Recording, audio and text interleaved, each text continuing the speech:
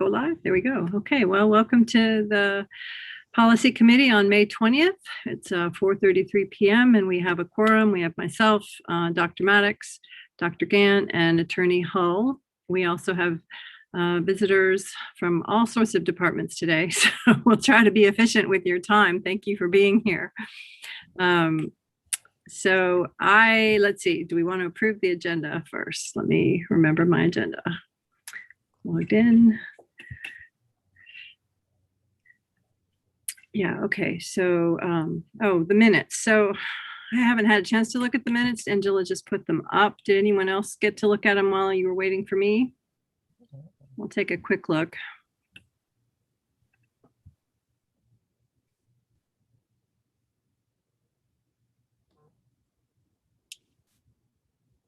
I think they look okay, but there's 16 of them on there. Maybe, what do we do? Can we just put them off and approve them at the next meeting? I have not worked through them. Or is that not a good idea? I would like that. I will move to do that. I'm driving, so I'm not able to gaze at them. So I would move to do that if we can. Okay. Second for that? Second. Okay, all in favor of approving these minutes at the next meeting? Say aye. Aye. Okay, thank you, Angela. All right. Now the motion to amend or adopt the agenda. Lawrence, are we good for today's agenda or did you want to change it? He's got his finger up. We are good. Sorry. Yes, we are good to go. We are good. Okay, we're good to go. All right, so unless someone else has something they want to add, shall we have a motion to adopt the agenda? I move to adopt the agenda. Second. All in favor? Aye. Aye. Aye. Thank you. Dr. Thomas, do you have anything to tell us today? Shaking her head no? I do not. I am All good right. today. I reviewed the agenda with Mr. Harris earlier, and seems like we've got a fairly simple agenda today with a couple of things. Don't say that. Do not say that. Couple, you know, Find a piece of wood. couple that may take a little time, but it's not as long as it has been in the past. Yeah, So he we and I did were that just- a little bit. Yes, we were just talking about just being excited when we can get to the place of now having a regular cycle for review and revision. So Yeah. nothing from me. I'm ready to sit back and have input as needed. Okay, and I guess I would say the same, except congratulations to the district for the last day of school. I know the work doesn't stop, but some of the work changes at least. So thank you all. Congratulations. Congratulations. We made it, and most of the schools stayed in, and we're looking forward to a regular, as much as it can be, the year next year. Yeah, this was one of the tough ones for the record books for sure.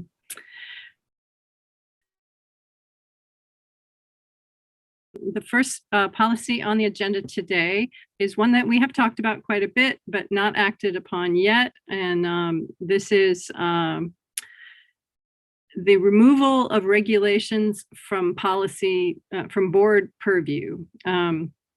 So maybe Mr. Pruitt wants to chime in here, but my understanding is that a few years back, board members decided to engage with approval of or disapproval of policies and editing and revision of policies. And it was brought to our attention late last year, it seems like, that maybe we might not want to do this. And I agreed at that time, but I also asked that maybe we get through the review process before we hand those back over to the district. And we are now pretty much there.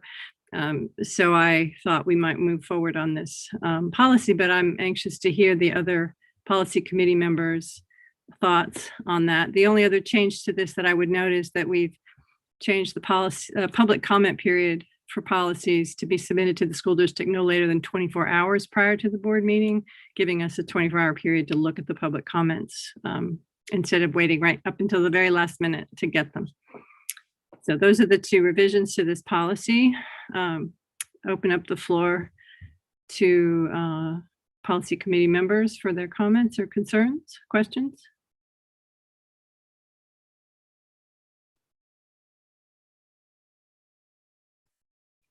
Mr. Pruitt, would you like to weigh in on this one? Sure. I had just a couple of notes on the memo that hopefully got out to everybody. The second sentence under emergency procedure has the superintendent notifying some vaguely defined group of people if the rules are suspended. I'm not sure if that actually happens or if she would even know how to implement that. The other comment I had was under authority of superintendent, really everything after the first sentence there. I'm not sure if we looked at that. Some of that may still be old stuff that is inconsistent with removing that last sentence in the first paragraph.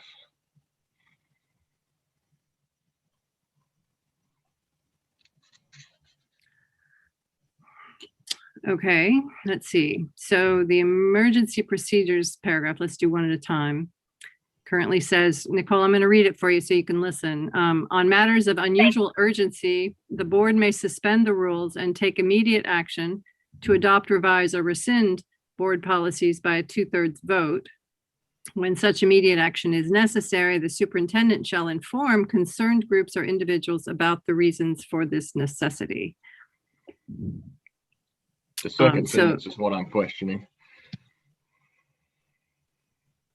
About what procedure she would use to inform and who she would inform. Yeah, that's right. And I just don't know that happened. I mean, if I were her, I wouldn't know what that means, frankly. I mean, in practice, I know what happens at meetings because this comes up occasionally. And there's a motion to suspend the rules and the purpose is stated and it's voted on in public in the meeting. I don't know what notice you would give people other than that. Okay, Dr. Thomas? May just be, No, go ahead, Nicole. I was going to ask, is this something that Dr. Thomas will actually draft a regulation to outline what she would do and who she would inform?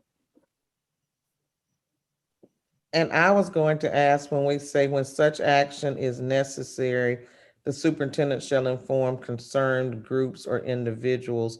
So would those concerned groups, would that really just be the board, since that's normally the entity who would approve the policy? Would I inform the board, and then by informing the board through our process of minutes and postings, then other stakeholder groups would naturally be informed? Is that?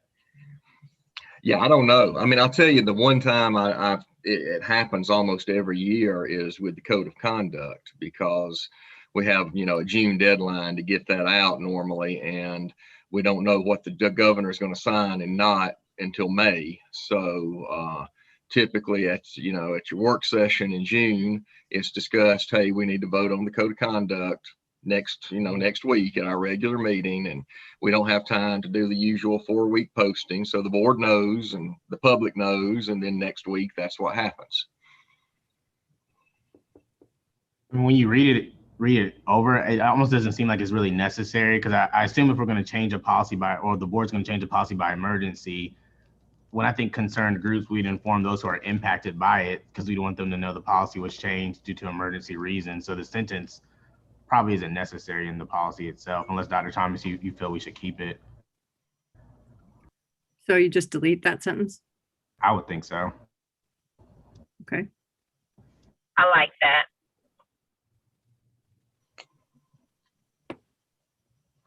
Okay, is there agreement on that? Okay with that. Dr. Maddox? Yes, I'm Yeah. okay with that. Okay, Dr. Gant? Yep, I think that's good. Okay, great. All right, moving to the second paragraph of concern. Nicole, I'm going to read it for you. The superintendent, this is underneath authority of superintendent. The superintendent is authorized and directed to revise board policies in order to correct grammatical and typographical errors and to make other such non-substantive modifications related to the correct use of terminology. The superintendent is also authorized to implement and revise administrative regulations. Provided, however, all administrative regulations shall be available for public comment and board approval prior to becoming effective. Okay, so that's the part that needs to be fixed. If we're That one and changing the it next above. sentence is sort of vague somewhere in between. The superintendent shall inform the policy committee of all changes to board policies and administrative regulations at the next regularly scheduled policy committee meeting. Okay, so are you with me, Angela? Shall we, so if we agree to remove the regulation part, then the superintendent is also authorized to implement and revise administrative regulations. I think a period can go Period. there, Dr. Period. And the rest of it goes away. And then the superintendent shall inform the policy committee of all changes to board policies and administrative regulations at the next regularly scheduled policy committee meeting. So information about regulations is always helpful, I think. Mr. Pruitt, are you thinking that that last sentence is not necessary? I think that's fine. I wonder why the superintendent would inform the policy committee of changes to policies, because the board's already voted on that. You would Well, know I think there was this correcting the grammatical and typographical errors and other non-substantive modifications. So for example, we've been going Oh, through that, okay. and replacing the word cognia for other words. And probably we don't need to approve those, right? I Right. would think not. Agreed. Yes. So the typographical and name changes and things you guys can do and then just inform us. I'm fine with that. I think that's actually really efficient. Mr. Harris, does that make sense to you? Yes, and it still keeps the process, I think, clean and kind of, from the what to the how. Okay. And then what about Dr. Yeager, the part on, so regulations, we would also be authorized to change, but we would treat those the same way with just informing you all? Yeah, I think so. Especially now that we've just gone through all of them and we kind of are familiar with them. And now, so if there's substantive changes, some of which we've asked for in this process, right? But haven't moved on yet. I think it's just good to keep us informed. At least the policy committee, I guess it could just be a part of my report if we don't feel like the need to lift them up and put them in the agenda every time. If they're changed, we could just inform the board. Maybe. This just says, go ahead. I just want to make sure I'm understanding. So this would mean that the board still approves policy, but we would not be approving any regulations that go along with that policy, like we Correct. do now. Correct. Okay. Except for the code of conduct, which I think we have to approve, right? That's right. Okay. But they would inform us of any changes to regulations. And it just refers to the policy committee. It doesn't refer to the full board. So if we left it this way, then I would just put in my report that these regulations had been updated and you might want to look at them to the rest of the board. If that's okay with you all. That makes sense, right? Yeah, I think it They're not does. approving them anymore. Yeah, okay. Any other questions or comments about this one? Angela, did you get that one deletion? Okay, thank you. I can't read the tiny writing. I can reload my version. Dr. Gant and Dr. Maddox, okay? Yes, So shall we move this one up to the full board? Have a motion? So moved. second, All in favor of moving BDC as revised to the full board? Say aye. aye. Aye. Aye. Okay. Aye. Thank you. Okay, Dr. Watley, are you ready? I am ready. I have Andrea here tonight. She's my Okay. partner in crime. All Hey, right. buddies. We have worked on this policy and I hope it is up to par. So yes, we are ready. Okay, so just to summarize, the previous policy on seclusion and restraint of students, JGF2, has been completely deleted and rewritten. Some parts are very similar, but it looks like it has been rewritten from scratch. And so hopefully everyone had a time to work through that. It's quite long and detailed. Dr. Watley, would you like to tell us what the core changes are? So we Absolutely. Absolutely. We brought the policy up to date with our code as it relates to the prohibited activities with restraints for students. And we kind of wanted to emphasize the progressive discipline process, right? And so through that language, we just kind of reworked some things. So we removed some of the information at the top. And as you can see, we kind of started differently in the yellow. If you scroll down, we made a pretty blanket statement that the board prohibits the use of seclusion for all students. So that's it, that's a period. As you go down, and Andrea, please feel free to jump in. We did take at liberty to kind of explain, in case a teacher picks this policy up, what is a chemical restraint, what is a mechanical restraint. So we have kept those definitions there, but put them right under what we are not to do. And then also at the end, we talk a little bit about nothing in this regulation should be construed to interfere with Clark County School District's employees' authority to do the following. And those are things like timeout or implement any approaches as relates to behavior modification in class for students, taking appropriate action to remove students from fighting, using their decision that's in the best interest to protect students, and seeking assistance from law enforcement. okay. And we went into, you guys can kind of see this, when it should not be used as a form of discipline. Yeah, we kind of made that pretty clear. And also talk a little bit about the staff training and the documentation that goes along with it and what's included in that documentation when a student has been an incident report. In some places, they call it an incident report, should be completed immediately afterwards. And then parental notification as it relates to that restraint. Yeah. It looks great. I think this is a wonderful policy. Y'all did a really good job just rewriting it and making it current. Thank you so much. I could not have done it without Andrea. We are definitely friends now.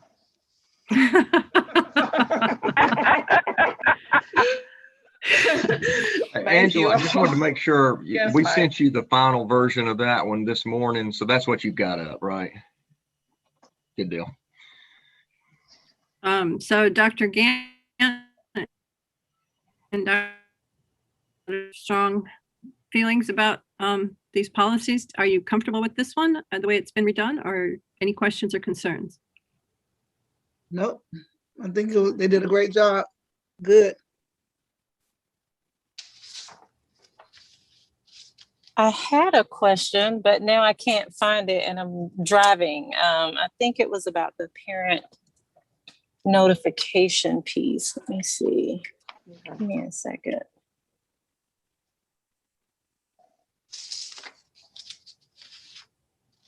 Do you want me to read it? No, I'm parked now. Okay. I didn't see it, but it was something like with the notification. I know that like sometimes with parent notification, that piece becomes a little bit tricky. And I guess I was just trying to figure out, like, I think it should be one day. I guess my question is it practical, and how's the compliance with that? And is that something that is required, like by state law, that it's a one-day notification? Yeah, that's a really good question. And I think that it is. I was just going to check the regulatory provision really quickly, because I would never recommend that as a turnaround unless it was mandatory. But I think that that's been there for a while in the policy when this was first adopted. But Mhm. let me see if I can just check that really quick on the parent notification. I do have a little concern that what we have displayed might not be the most current version, just because what we did do was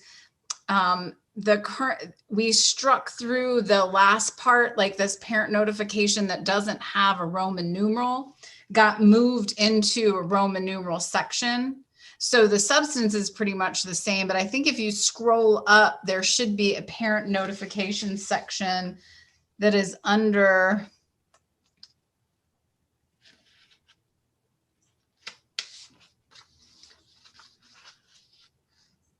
Oh, no. Okay. No, I see what happened. We just stopped using the Roman numerals, but there's no duplication. I was worried that we had the parent notification sections, but it looks like we don't.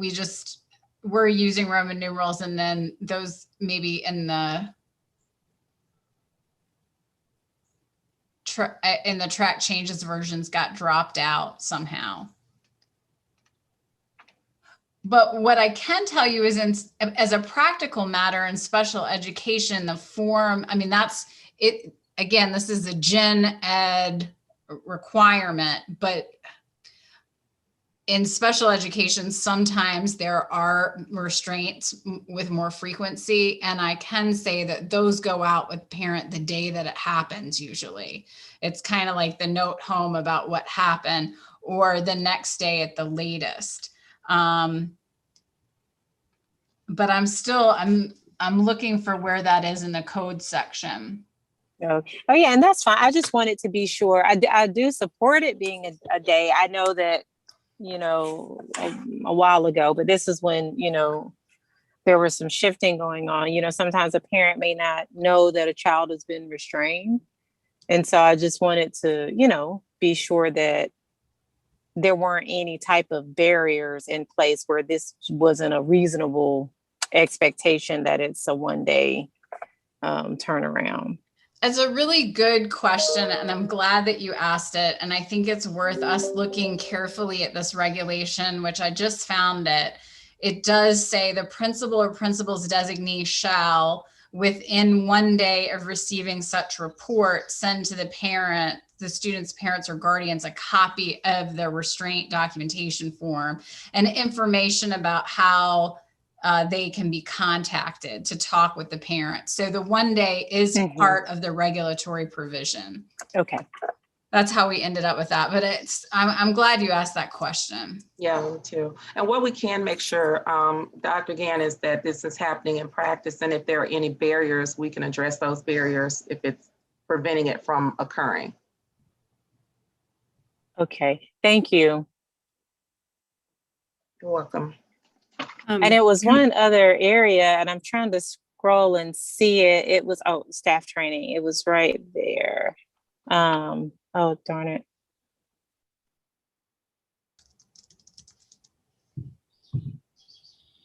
Uh-oh, can you hear me now? Yep. Yes. Okay. It was under staff training. I can't remember. It overlapped with our discussions before, but under staff training, where it's like making the appropriate training available. For some, I was wondering how this fit in on the school bus, because I feel like we talked about something within the past month, and I had this question, but we weren't going to be talking about. We were going to delay talking about the seclusion and restraint. But I guess I'm just wondering, like, as it relates to staff training and our drivers, and when issues happen, on the bus, and like, I want to be sure, somewhere that there's a balance with, of course, a bus driver can't just get up and stop a fight or a monitor, but I'm trying to figure out, how do we speak to that? I know staff training is a part of this, but that there's still some type of ways in which a driver or a employee can protect themselves, like they don't feel that they have to enter into a physical restraint situation if they are like physically unable to, or just like, based on the circumstances, they're unable to.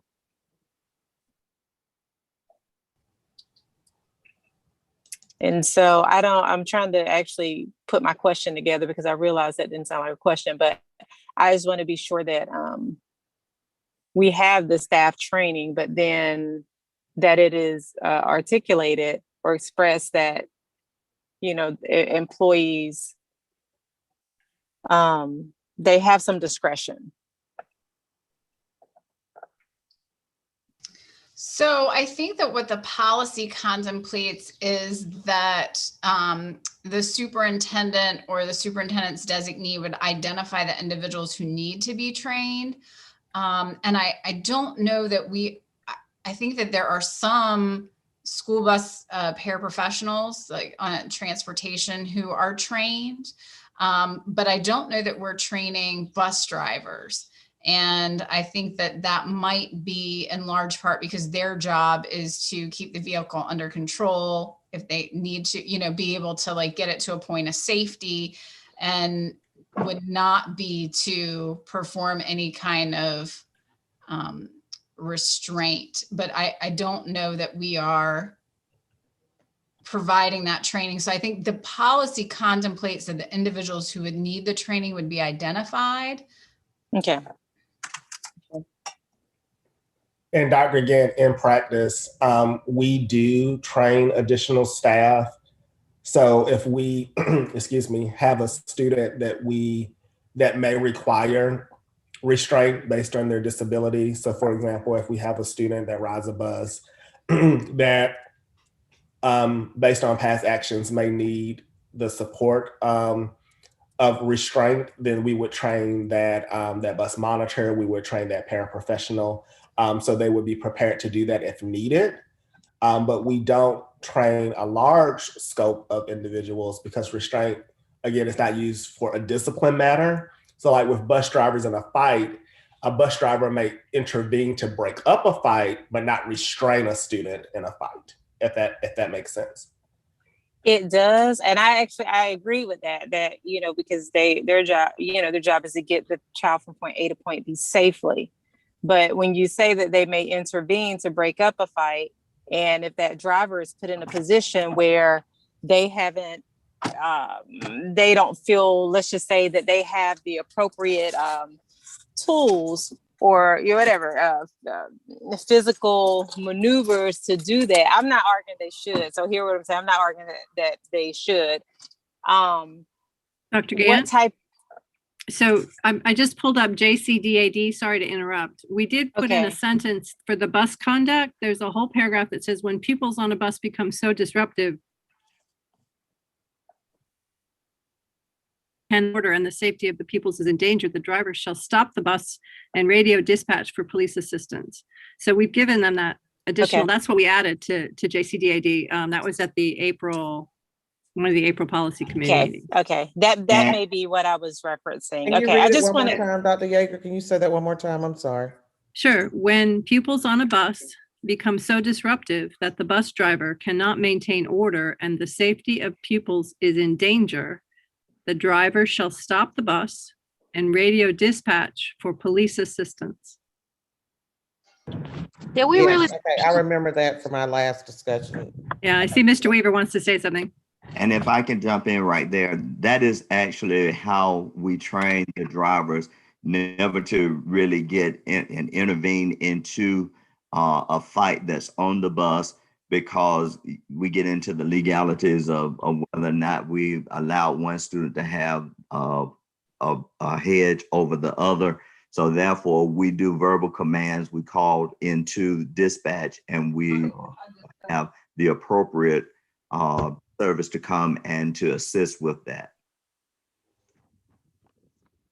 Now, in a situation, if a student has an IEP that requires a restraint, then that's when we seek the school's direction administration direction with making sure that we have the appropriate individual to ride with that particular student.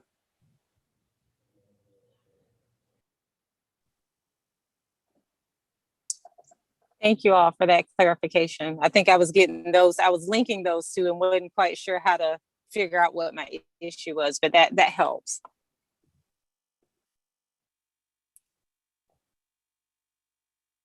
Great. Okay. Any other comments or concerns about the details of this new policy?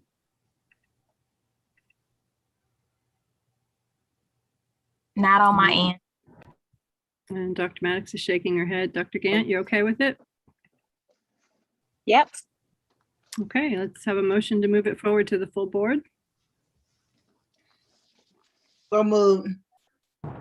Second. All in favor of moving JGF2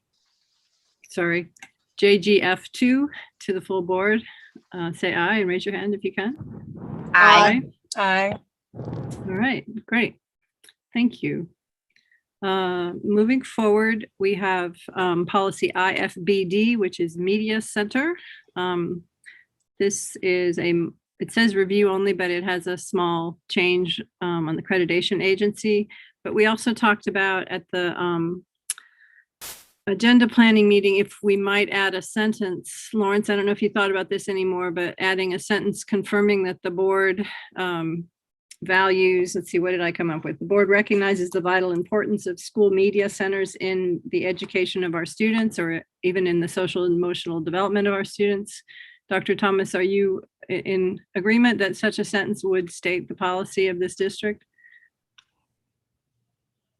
Yes, and the policy, I guess, and the commitment as well. Yeah. I think. Yeah, the policy currently says Priority. each school shall have a library media center containing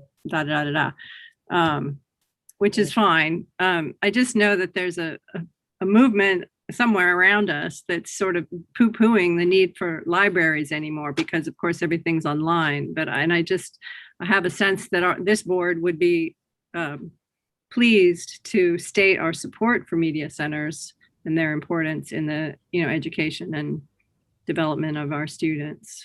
So I'm sorry if I can interject, Dr. Yeager. Sure. I agree with that as well. Our state policy says that we're required to have media centers, and we're required to have a media program and staff to support those media centers. Huh. That's state law, you said, or state? Yeah, so there's a state, let me see if I can link it. Board, in. isn't it a? 160 is the regulation, 160-4-4-.01. State BOE reg, right? That's right. Yes. Turning through it. Okay. So how does that explain how some districts around us are closing their media centers, or schools in districts around us seem to be closing them up and firing their librarians? So I'm not aware of those districts. We don't have a desire to do that, but I'm not aware of what maybe local neighboring districts are doing.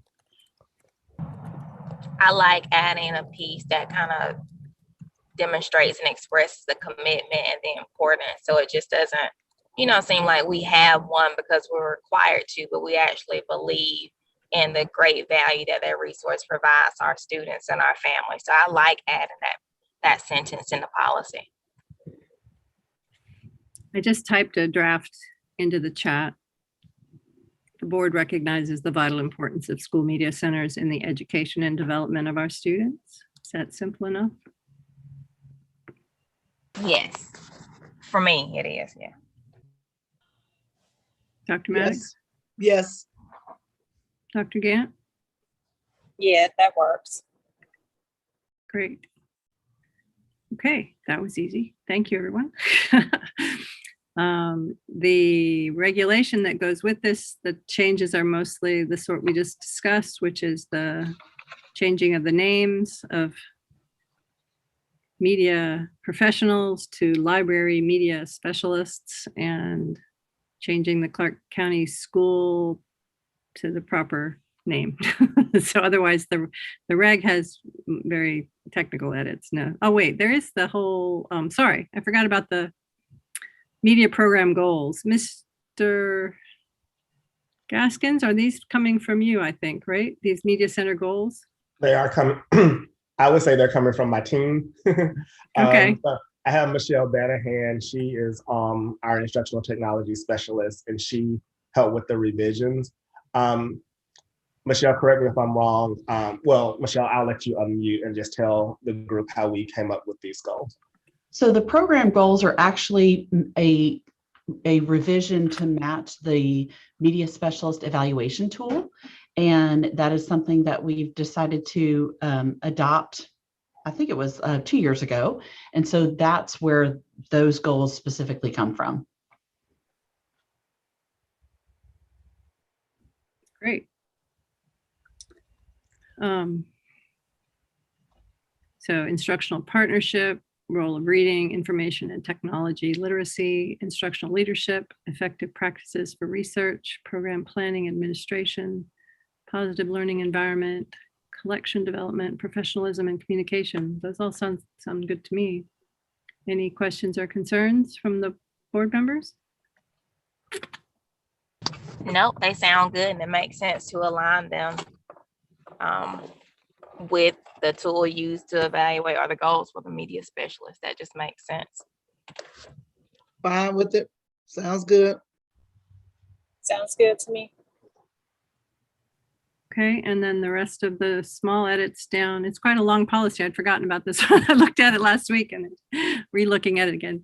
There's a lot of details that have been sort of cleaned up and fixed, mostly just terminology and jargon, but I noticed the choice of weeding and deselecting rather than discarded, which is nice.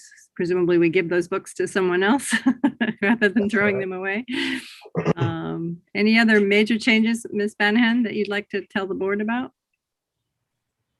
We just, the only thing to draw attention to, you might see a good bit of highlighting, is on number 15, we updated or struck through the outdated verbiage. It refers to, I believe it's video cassettes, and we go into streaming services. And that was the other major change. But other than that, I think you have covered exactly what I had written down. Okay. And I'm sorry, I would just add that we do have an appeal process where it relates to books in the media center. We have not changed that policy. We've only added that the media specialist is a part of that process. So in current practice, and Michelle, please correct me if I'm wrong, it was the responsibility of the principal, and then it would come to the superintendent or the designee. But we've added the media specialist and the media specialist committee as a part of that process. Yes, sir. And the exhibit for this regulation also, that was not changed. And I think that's what Mr. Gaskins is referring to. Part of it is the actual process of how to appeal to for a school, and then how it would go to the district. Okay. And when you talk about an appeal, you're talking about someone who's complaining about a book that we have, or a resource that we have in the room or in the building that somebody doesn't like. Okay. Yes. Yeah, I was going to ask about whether we had an open book kind of policy, or if there was banned books kind of issues. We actually had that come up several years ago. And actually having a procedure like that is part of that state law that Mr. Gaskins was talking about. So when we had that come up a number of years ago, as I recall, there were a couple of soft spots in the reg as written then, and that going through it in real life brought to light, and those got fixed. So it should be pretty solid now. It was a couple of years ago. I think I was on the job maybe a week, Mike. No. And Michelle, who was amazing, supported our two schools, our elementary school and our middle school, that was grappling with that policy. Not that stuck with you or anything, Mr. Gaskins. I remember the book. Once Mike said it, I was like, I think I have the book on my bookshelf. Michelle is going to be mad at me because I haven't returned it yet. Well, we did get to read it, so Yes. it was very good practice for a former media specialist. So I'm just scrolling back. Mr. Pruitt, did we deal with your two comments, suggestions? The deletion of the last sentence in item 7 should not be interpreted as meaning no records have to be retained, but rather that records related to gifts, like all other records, must be retained in accordance with government. Yeah, Okay, I so wasn't that's- suggesting any changes. That was just in case anybody had a question about why is that being taken out. I think it just wasn't necessary because there's already a records retention law that would cover that. Okay. And the other comment I had was about 15B. I'm sorry, 15A, which is sort of tries to give 4 prongs of copyright law. And in my memo, I cited, obviously copyright law is really, really complicated.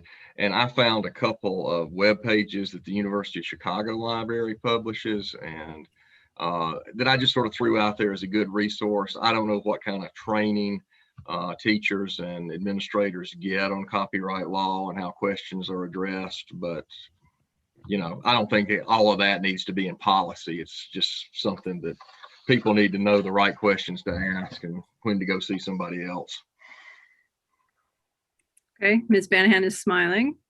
You're aware of these, I'm sure, right? yes, I Yes. just received a phone call last week about that. So, and if I'm not mistaken, Mr. Pruitt, these copyright kind of points were from the American Library Association, and but they should not be interpreted as the end all be all for copyright.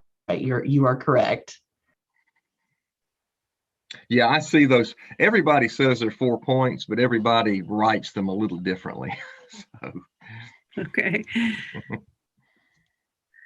All right. Well, are we pretty happy with this one?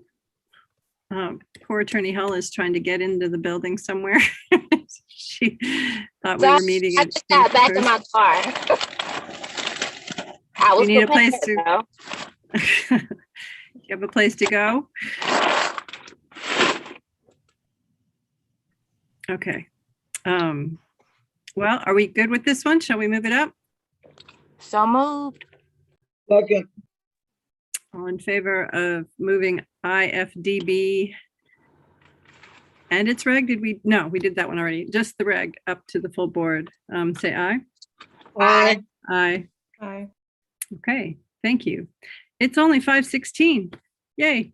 All right. Well, so we do have a little old business to tackle. And one is very, very important because it has a time sensitive stamp. So this is the GBIA, Teacher Evaluations Appeal Process. The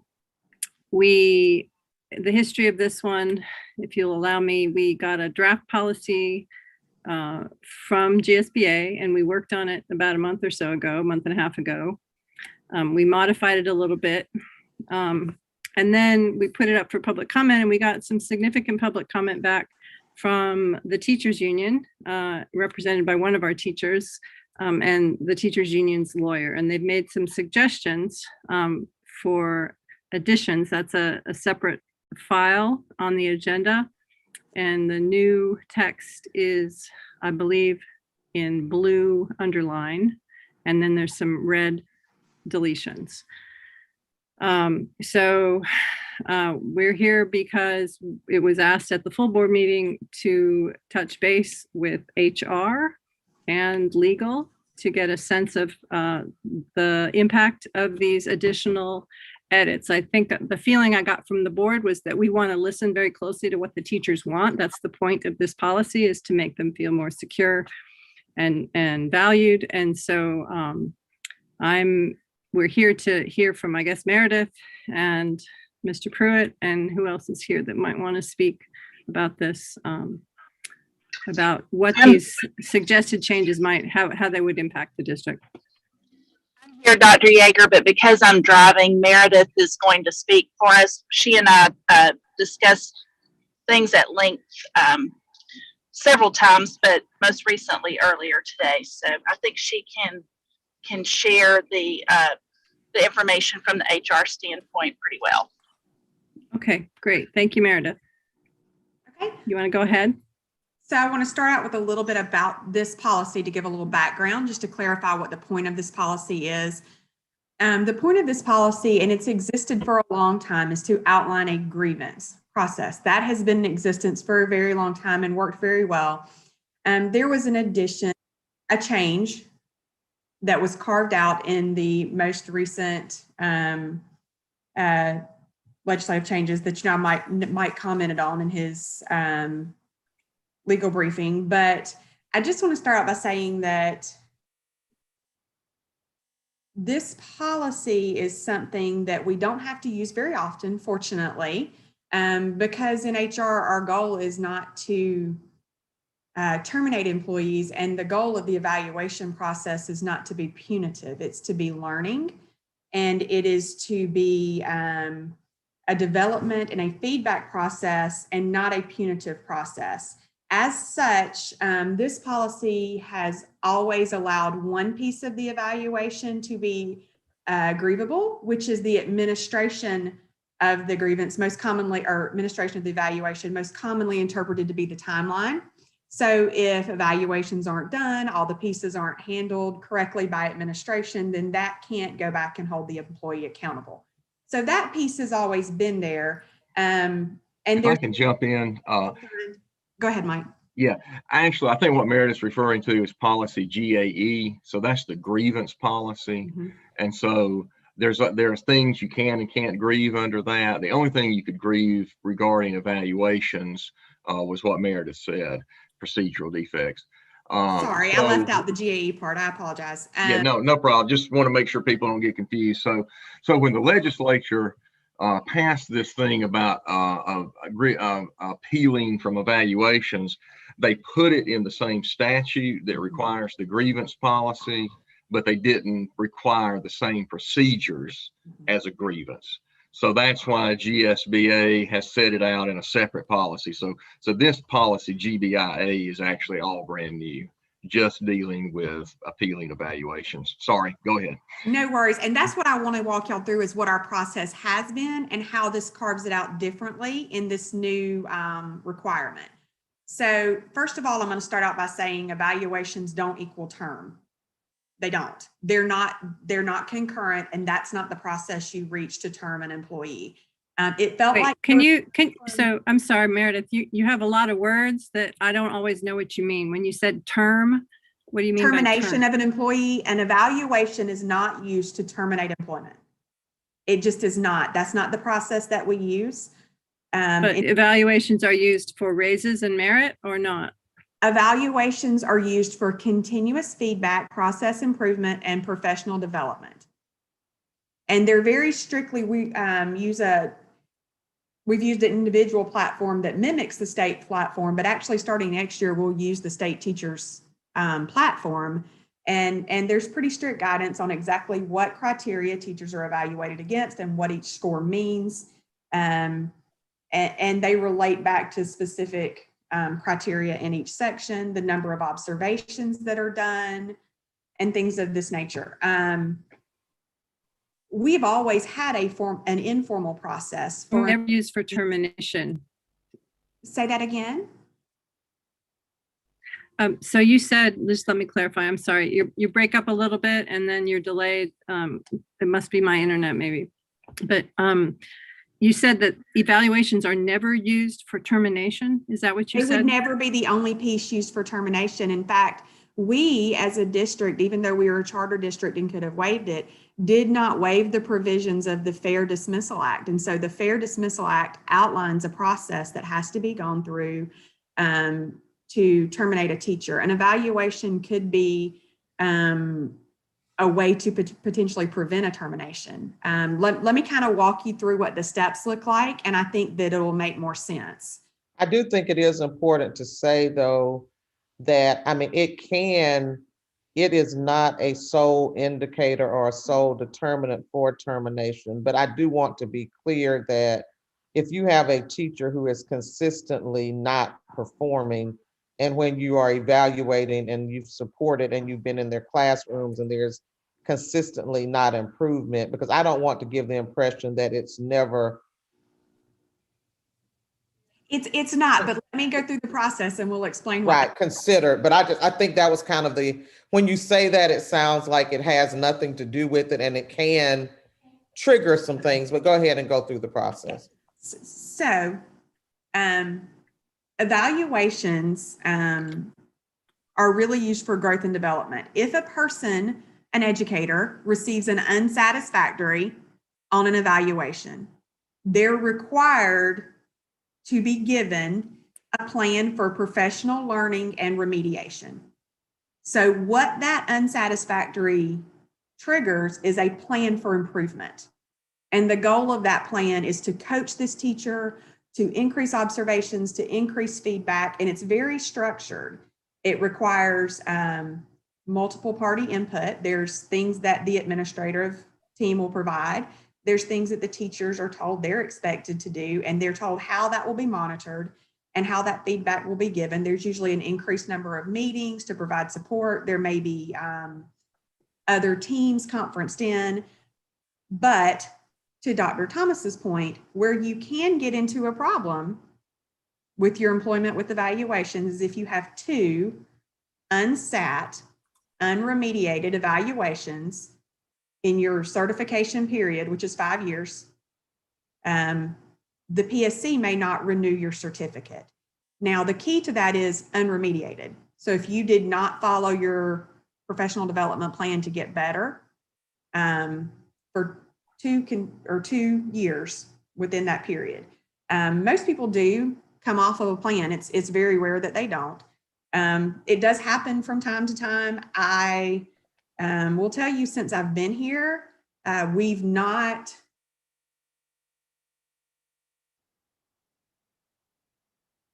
I don't think we've had anybody that we've had to take the board with that Fair Dismissal Act hearing because of an evaluation. I think we've had people who may have decided teaching isn't for me, so they resigned, or I don't want to be on a plan. But I believe, in the best of my knowledge, since we've been here, we've only had one hearing before the board, and it was for a different reason. I have a question about, and I just want to make sure I'm clear. So you said 2 unsatisfactory, unremediated evaluations in a year. What if it is unsatisfactory? They followed through with the remediation plan, but they still got another unsatisfactory. Does that not count against them? How does that work? So it's in a 5-year period, because an evaluation is for the period of an entire year. So basically that is 2 out of 5 years that you're unsatisfactory. If a teacher is following through and checking the blocks of their plan to improve, then they will transition off of that plan, and that's reported as remediated to the state. We have to report remediation. And so one of the things that we in HR do is we coach principals on how to write realistic and deliverable, targeted PLPs, learning plans, so that our teachers can become successful educators and transition off of their plan and back in. We have an informal process, and this is what I want to kind of share with you guys. We, meaning human resources, have always heard every time anyone's had a concern about an eval at any stage in the process. We've heard that person's complaint and looked into it, even though we weren't required to by the state. We've always done that because we feel that there is value in hearing teachers' concerns and looking into them, even when it's not mandatory that we do so. And I can tell you that this informal process, most of the time, has not overturned the evaluation. But we have had one time since I've been here where I did research and investigated and agreed with the employee that that rating didn't correspond to the evidence. I was able to go to the principal and discuss this with the principal and say, let me explain to you what I see. And the principal actually agreed and said, I see what you're saying. We could arrange a meeting with the employees, almost a restorative practice. And it built bridges instead of tearing them down.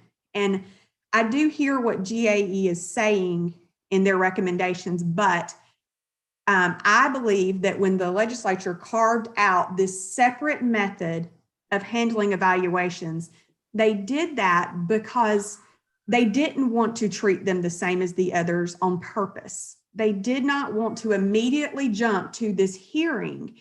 A hearing by nature is going to be adversarial. It's not restorative, and it's not collegiate in any way. And we aren't building bridges there and building capacity and inspiring trust and a bond. And so when there is this less formal hearing mediation process that happens, we've pretty much always done what the legislature is now recommending or now saying that we will do. It really can be used very effectively to encourage the teacher to succeed, to work with building relationships. I do feel that it's been intentionally left separate for that reason. And if you read the way the statute was recommended, it doesn't look as if the intention was for the board to be involved in that level. And the reason is because the board would get involved should there be a Fair Dismissal Act hearing. So no one would be terminated without the board being able to go through the Fair Dismissal Act process. But that's when it goes to a hearing. And just by nature of a hearing, it's going to put us in a different place. And I really feel that GAE's recommendation is not constructive to us developing teachers and developing their capacity within the building, because it's going to immediately put them at odds with someone as opposed to building capacity in that person and building relationships within their team, which could lead to a better outcome for them.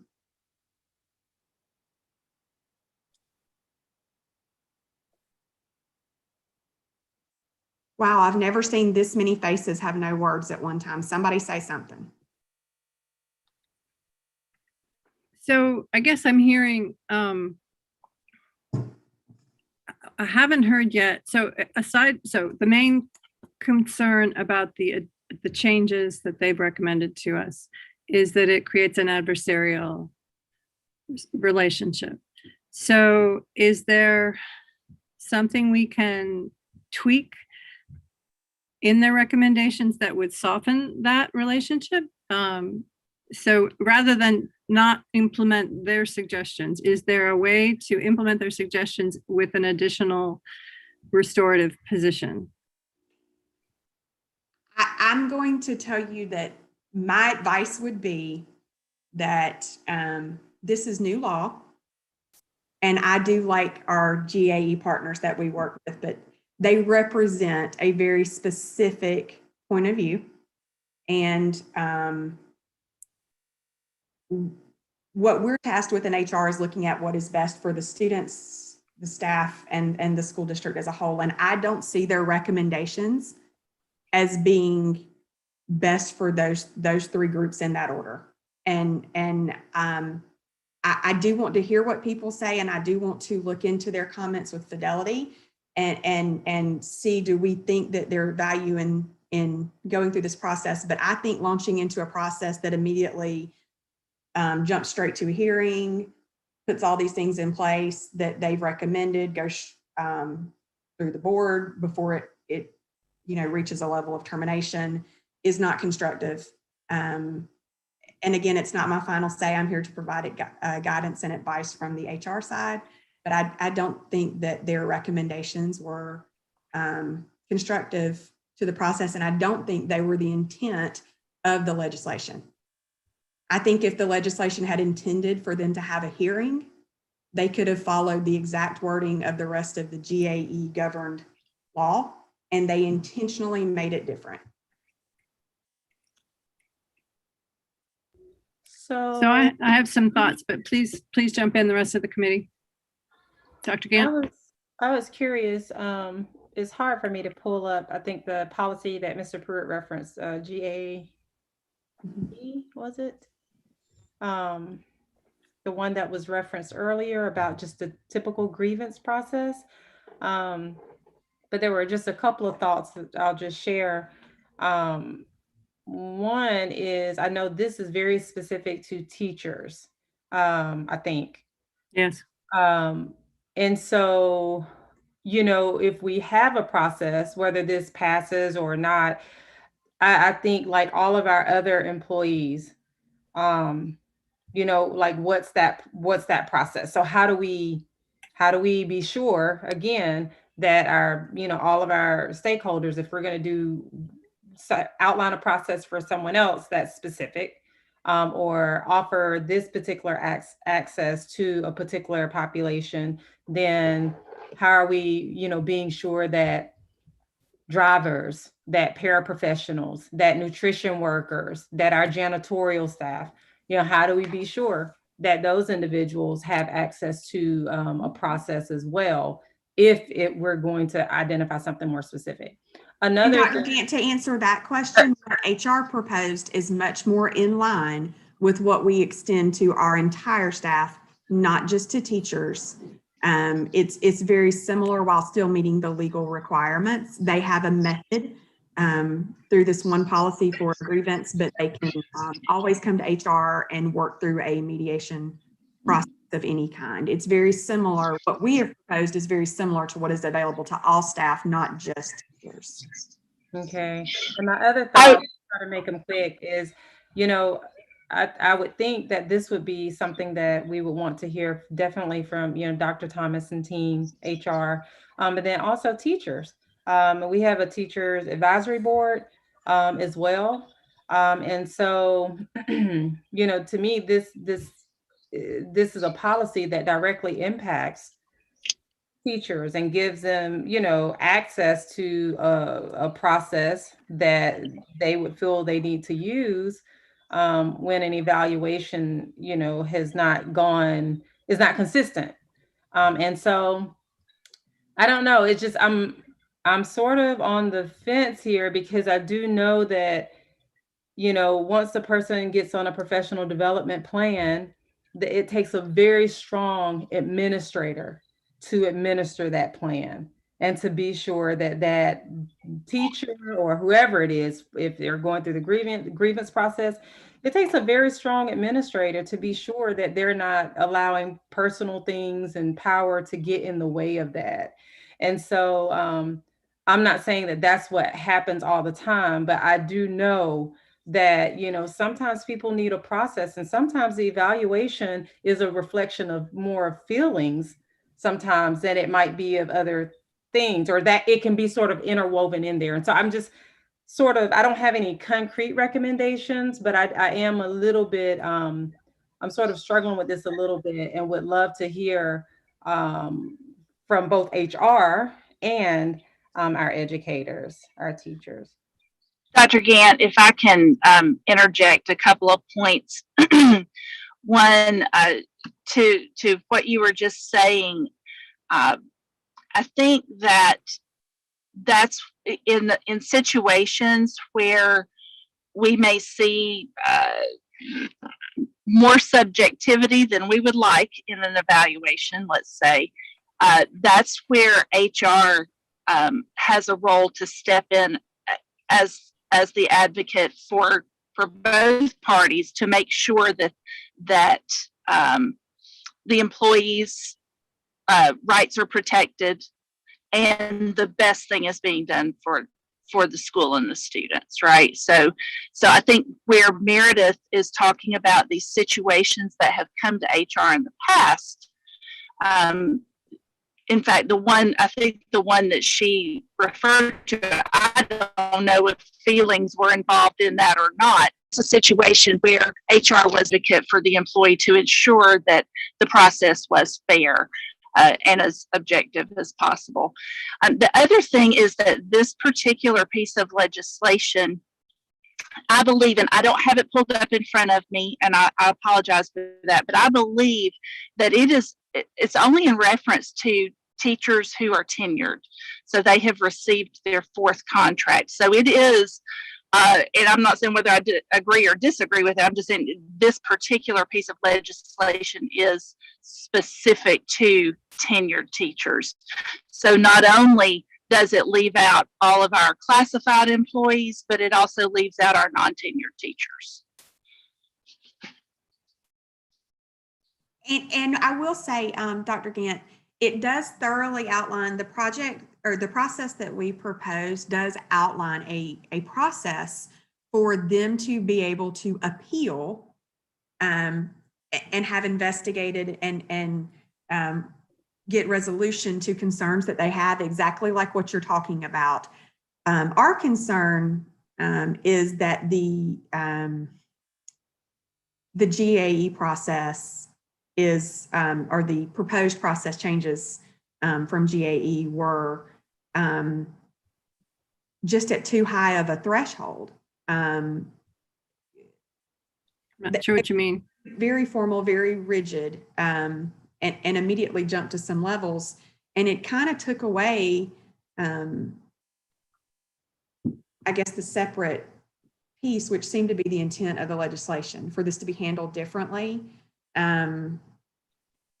There is a process that is outlined, if you read the policy as we proposed it, not as GAE, for them to come to HR, and then they would be able to appeal to the superintendent. So there is an appeal path as well for them in the process as we've outlined it.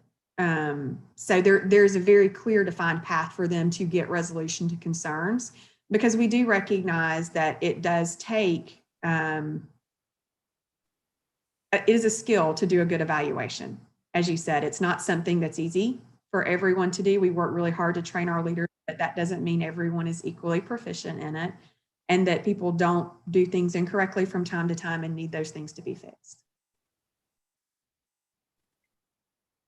So what I'm hearing from teachers is it's not time to time. It's more frequent and more impactful than you have alluded to. And, you know, from your position, I don't quite know, you know, what I hear is that the teachers want a third-party evaluation of their reports, and that they haven't been getting that. They get an internal review, and sometimes that's not satisfactory.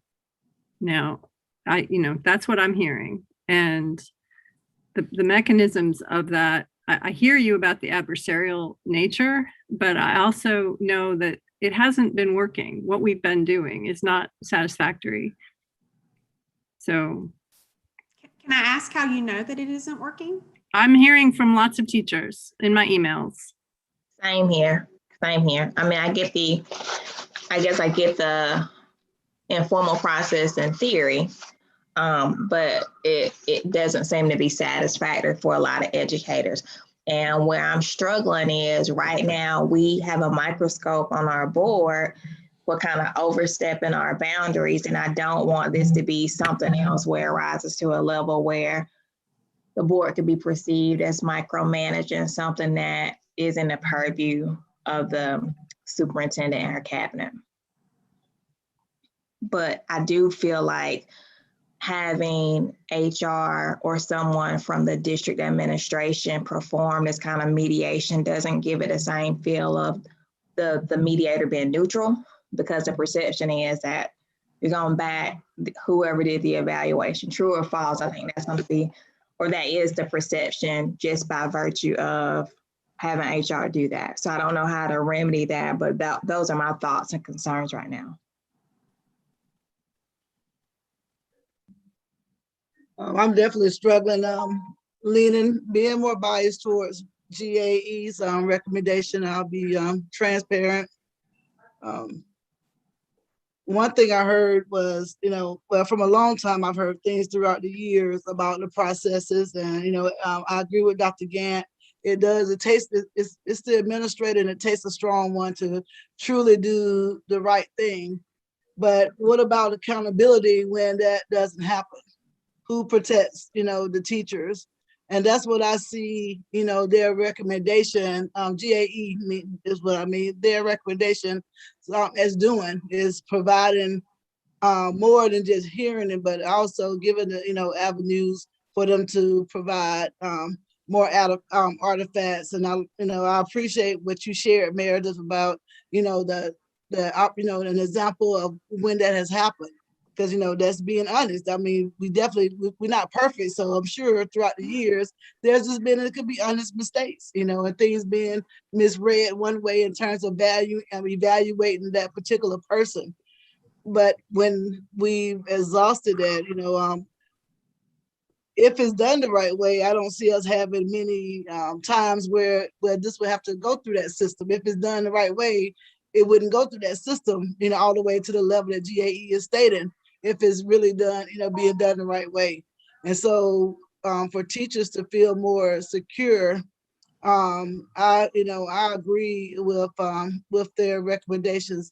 And I want to ask about, there was something that came up and someone called me. It was, and I told them, I referred them to HR because I didn't know, but it was, they stated that evaluations actually, they take into account if a teacher is renewed or not. And so I didn't know, I don't know, does the evaluation do that? How far the evaluations, does it take into account if a person is renewed or not? So, if, are you talking about if we choose to renew a teacher or move down Yes. the path of non-renewal? Okay. So really that's going to be a total look at the employee. One bad eval is not going to be a predictor of that. The other piece is we as a board have fully extended the provisions of the Fair Dismissal Act. So I want to make sure that I communicate that even if repeated bad evals and other totality of evidence situations led us to recommending termination, it is a recommendation of termination to the board, and it is subject to the provisions allowed in the Fair Dismissal Act. So no one would be terminated without having the proper allowances through the board, Okay. regardless of what this procedure says, because we have a superseding procedure for how terminations happen. And so that can't get to that point without you guys being aware of it. And there being a method to present their case to the board. And what I could say is, all I can tell you is what I try to do. I can't tell you other people's intent, but when employees come to me, I try very hard to hear them without putting my personal bias on them. If I don't know, because I'm not an educator, the nature of what they're saying, I go and try to research it and ask experts.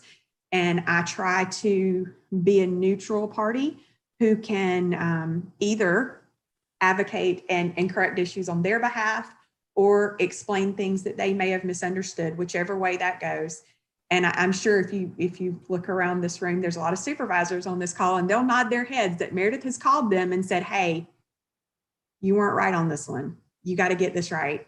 And because I do believe that everybody makes mistakes and we can all grow and learn. And sometimes it's unintentional, but we can fix things and work together and get through processes and be better. But I don't want you guys to think that regardless of how this policy comes out, someone can be terminated without the board being aware of it. There's another process for that through the fair dismissal policy that you guys wanted to keep in place, and we as a district support, even though it's not required.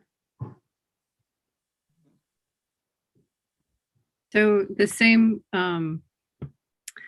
meddling, I suppose, or getting involved in the operations that we have claimed for the fair dismissal policy, this would fall sort of in that same category, where we feel like we sort of need to be the last word or the last option for someone if they feel like the district has let them down.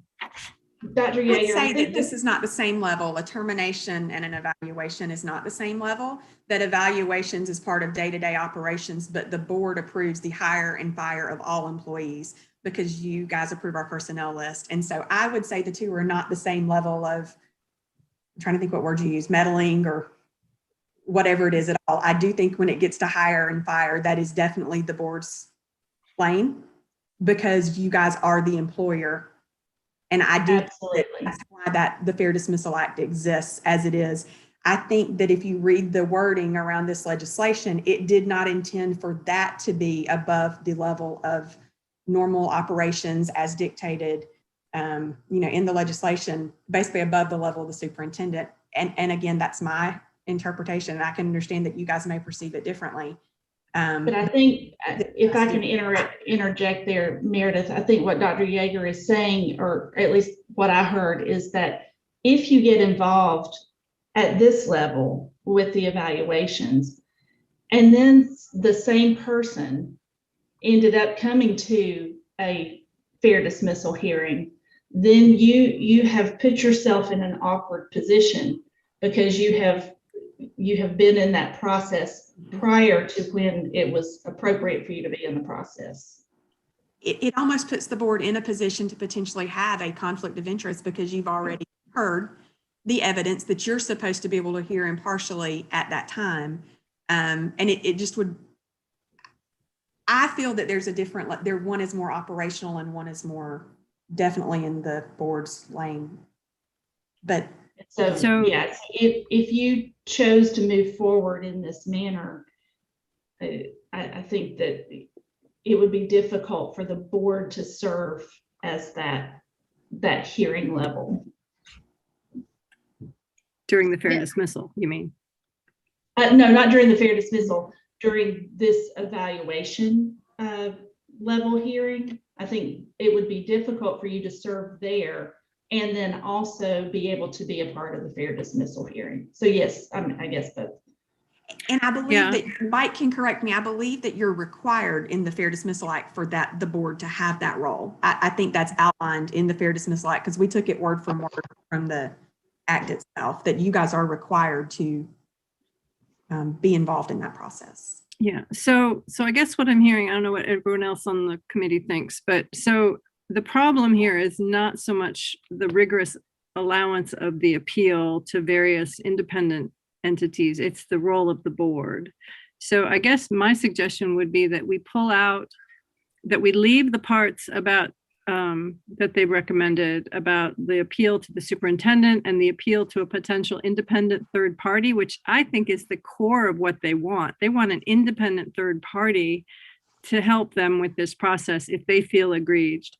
So, and I'm not sure the board is an independent third party, so we would not fill that role at all. And so I would be okay, I think, with removing the role of the board from what they've recommended and leaving the rest. I'm not sure what anybody thinks of that, but that would be one suggestion since it's 5:50 and we kind of need to move on this. So who would that third party be? that's my question. Like who would select the third party? Who would pay for the third party? Is that binding? That was my question. Who is the third party? So I mean, there are mediators, right? There are mediators. There are, I don't know, what were you gonna say, Dr. Blankenship?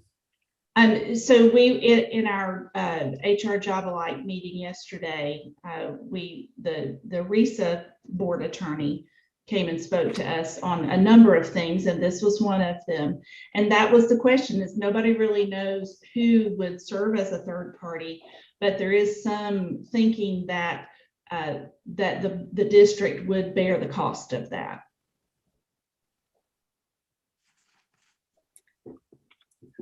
And I would say if it did go that way, could I make the recommendation that we don't take maybe at the discretion of the teacher, because or use it at the discretion of the superintendent to put a third party administrator in, just because it could be a substantial cost, and maybe we would want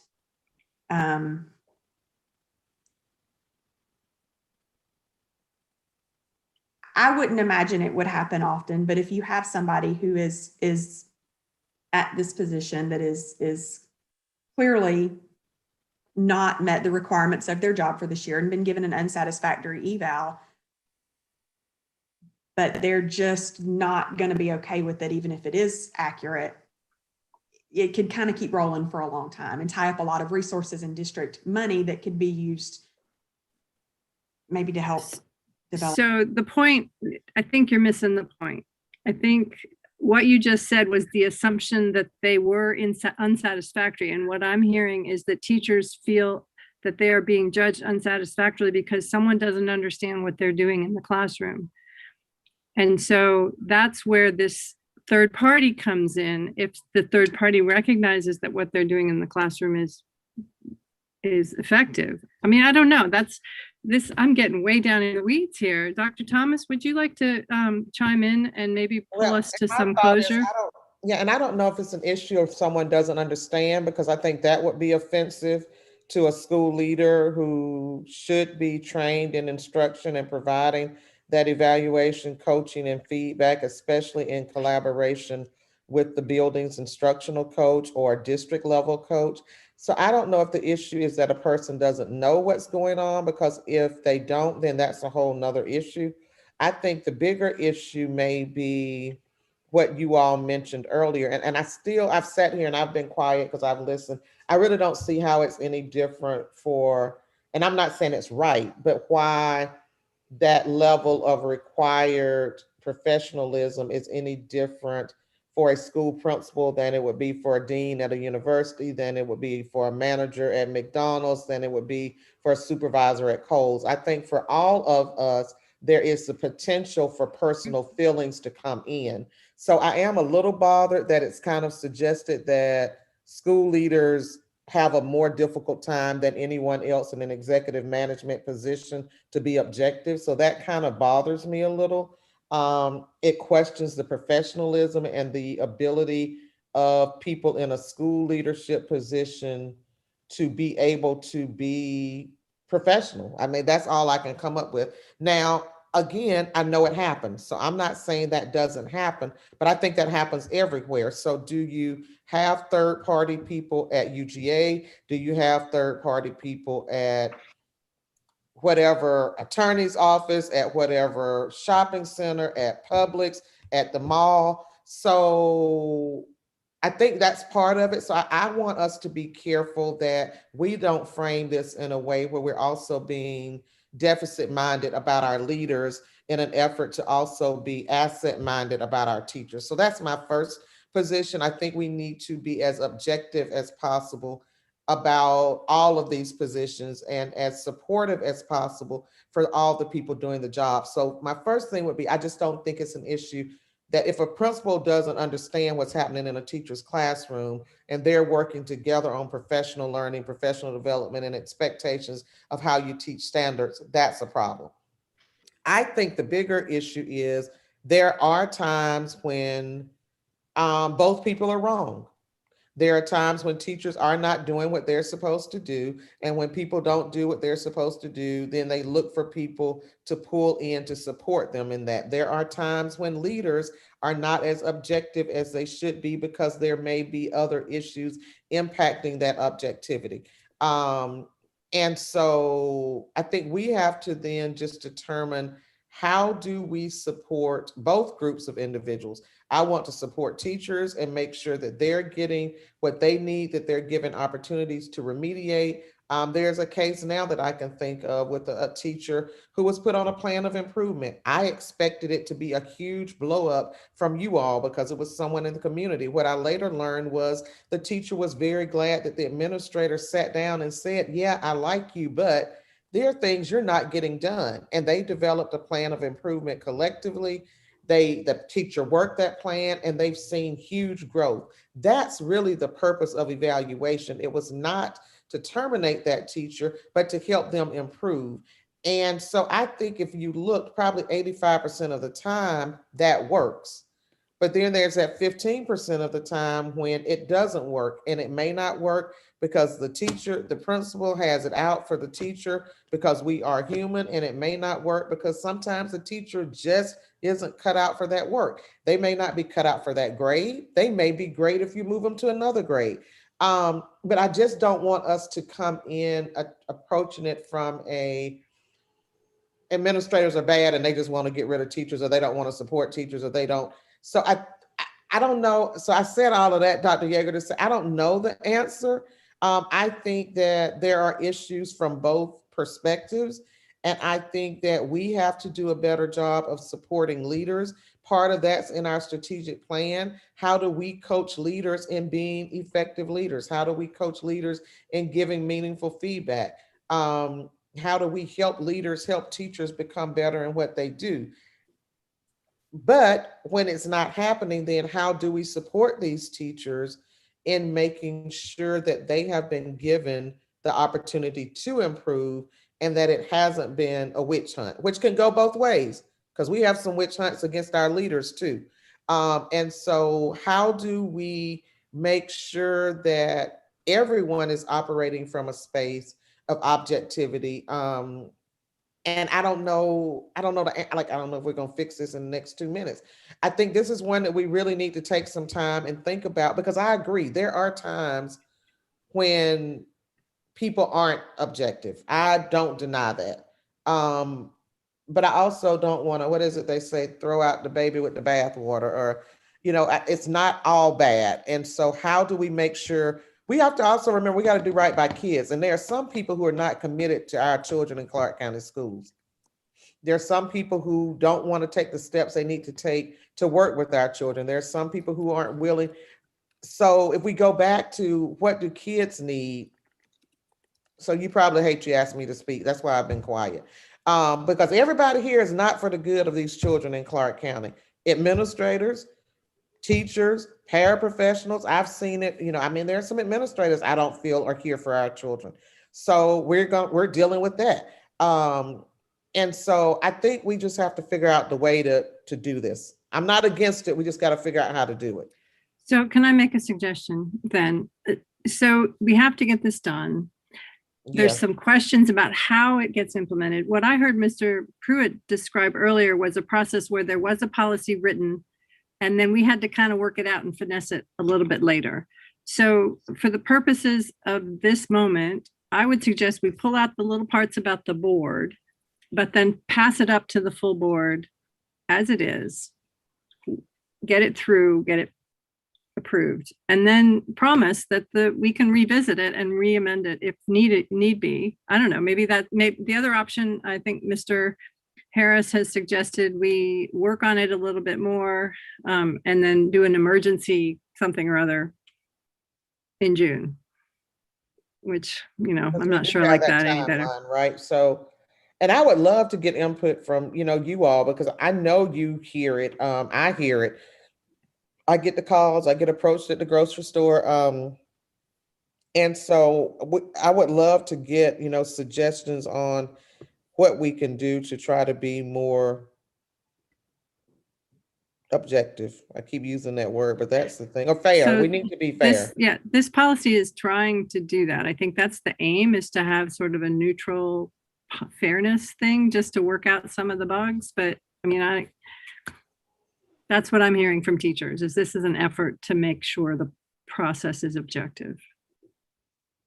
So I'm inclined to push it up. Go ahead. If I can just add one thing, and I'll be very brief, is that in my previous role, and what I commit to in my role here, is to help develop principals and make sure. So I did professional learning with our principals in my previous system on giving feedback and coaching teachers and implementing plans of improvement that actually are designed to help improve instruction, or whatever area it is that teacher needs assistance in. So I will do that work here as well, because I think it's work that's needed, and we commit to doing that. But that's what I see HR's role is to make sure that we are providing the best development we can for our leaders. So we have the very best leaders for our students and for our teachers. And then in turn, our teachers get better. Because everybody has room for improvement, even the level 4 teachers. There's always something everybody can improve on. And to echo what Dr. Blankenship just said, we're in HR, but we all have a boss too. If I'm investigating and someone disagrees with me, they can talk to Dr. Blankenship. If Dr. Blankenship is investigating and disagree, they can talk to Dr. Thomas. So some of it is holding us accountable to do our jobs well, to do them right, and to do them correctly. And I do know that people come to us with issues. They come to you guys with issues. I'm sure they come with Dr. Thomas with issues all the time. And you want to hear them, and you want to look into all of them. But I would welcome you guys to hold us accountable to do our jobs correctly. And welcome your feedback if you hear that we're not, and give us an opportunity to look into concerns, because I do come to work every day with the sole mission to take care of the district, to support our students. And if I'm not doing it correctly, I'd like to be held accountable. And So HR has a role, hold us accountable for it. I think that's what this policy does. Exactly what this policy does. I'm going to respectfully say that the policy as submitted by GAE takes HR out of it.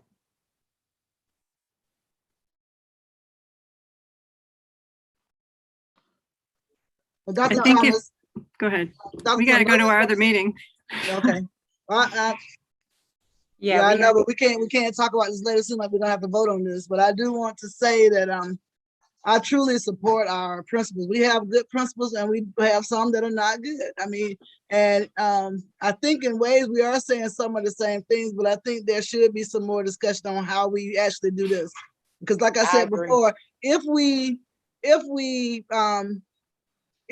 were to use GAE's recommendation, and this is, and most of the time, like the 85% you stated of the time, things are being done well, we wouldn't have a huge issue with having to, worry about, going through this process, because it would be resolved at an early stage. Hopefully at that first stage, it would be resolved because it's done the right way.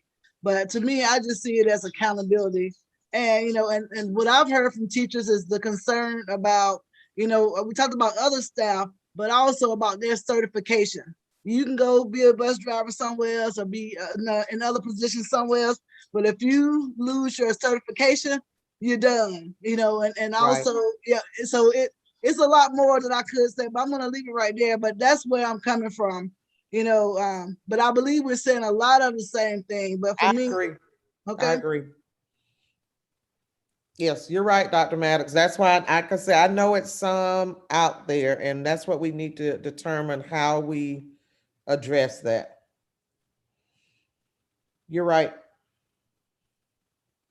The part that's sticking me that I really don't like is the part about having it kicked to a neutral person outside of the district, because I think we're gonna have a lot of problems with trying to figure out how that is supposed to be implemented.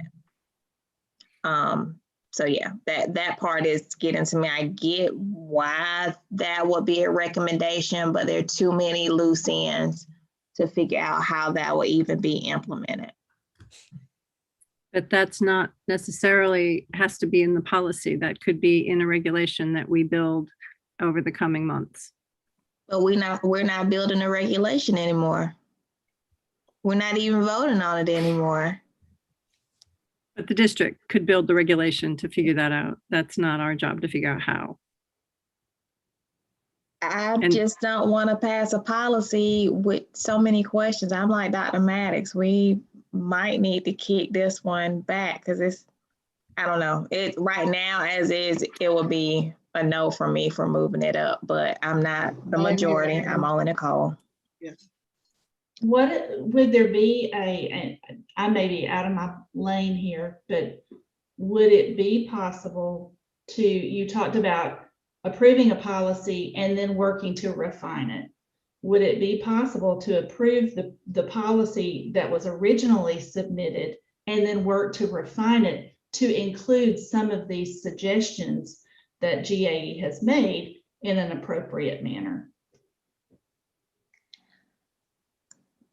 I like that if that gives us enough time to actually talk to our teachers to figure out what's going on. And I also think if there's a large fear that these evaluations are being used as a heavyweight in terms of termination, I know we've heard that that's not true, or even in appeals, even if there could be some transparency in, our evaluations 20%, are they 50%, are they 80%?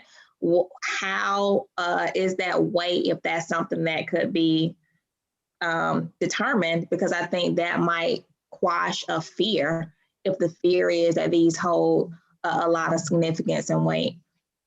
So I believe Meredith I gotta log off because we got another meeting. But whatever you all decide. I mean, I'm okay with. I definitely think we need to talk about it more. I don't want to rush. I know it's time sensitive, but I'm gonna log off. Whatever. the quorum decides. Well, we all, I guess, need to because of this meeting. Yeah, So. Yeah. Just know that no observations are going to be completed probably until the earliest at the end of August. So there's plenty, that would give you the whole summer to look at that and make revisions even before it needed to be. So I think my sense from the teachers is that it'll be a very unwell received if we just pull out this recommendation and pass it the way it was before we got the comments. I think too, Tish, you know, like I'm sort of on both sides of the fence because I still do think that no one is inherently knows how to use power. We don't, administrators don't. It's something that you learn with time.